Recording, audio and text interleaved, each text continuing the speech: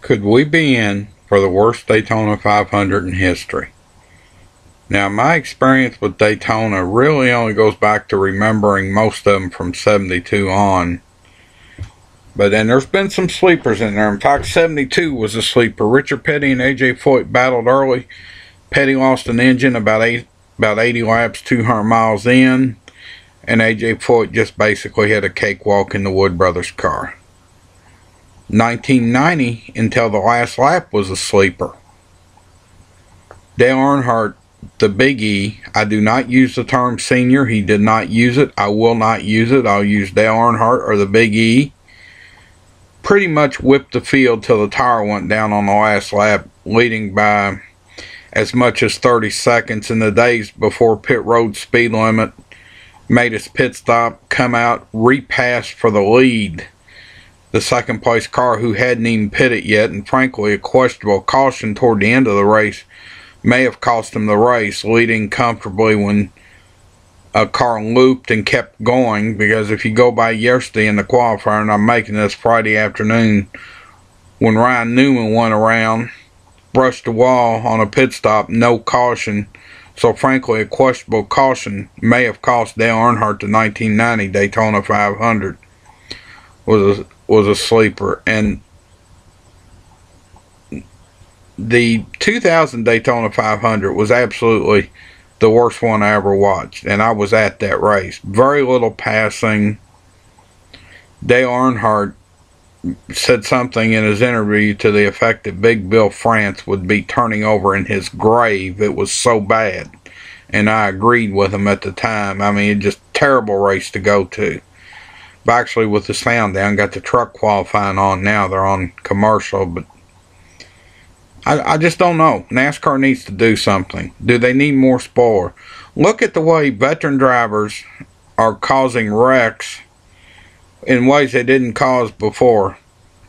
Denny Hamlin just flat spun out on his own in the twin 150, the Budweiser Duel.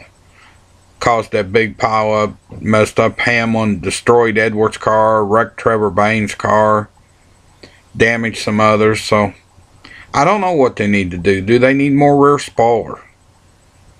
But I hope NASCAR does something. And frankly, I see something that they need to do before Talladega. Standardize the front and rear bumper heights on all makes. In other words, if you go back to the test where Dale Earnhardt Jr. got into Ambrose, that was something with the COT or the last generation cars. Didn't happen. You could bump draft. Now you can't even bump. A different make can't bump draft. I think NASCAR needs to make the front and rear bumper heights standard on all vehicles where they will match up. That's just been my opinion.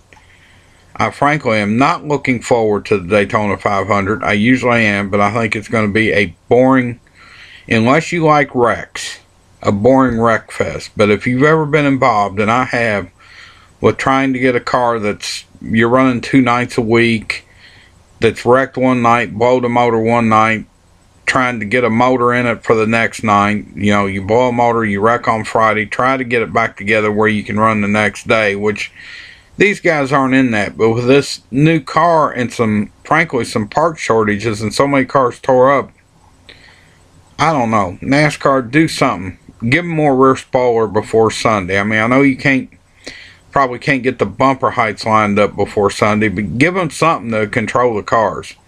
I mean, if you got to put a 10-inch high spoiler on there, do it.